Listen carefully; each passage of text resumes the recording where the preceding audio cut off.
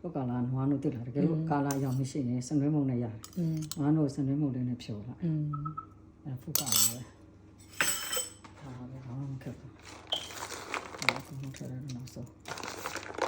ဒါပြီးတော့စက်ပြီးတော့ကမားတယ်အဲဒါကအယောင်လေးက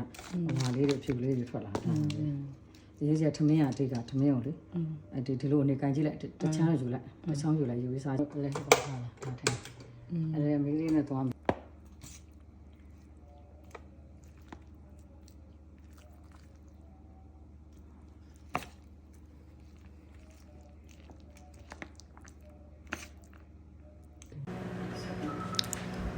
ရန်ကောင်းတယ်ပေါ့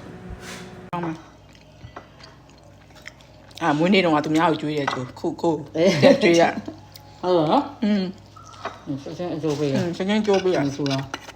မွေးနေ့တော့ပွဲ30မှာပြီးချန်ပီယံ30ပွဲ30မှာပြီးတော့အမေတို့ဝေပေးခိုင်းတာလေအတိတွေတငယ်ချင်းတွေကိုအခုဒီကမှကျမောက်ကန်ချက်ကျွေးရကျွန်တော်ချက်ကျွေးရရန်ကောင်းမယ်တကယ်ဖန်ကြတယ်ချန်ပီယံတိုင်းမှာငါတက်စားလုံးနဲ့ကြိုက်တယ်တင်းလေးလည်းကြိုက်တယ်ဆောက်ကောင်တင်းရောချက်ဆန်တော့ချက်မောင်းဟင်းညုံနေတာ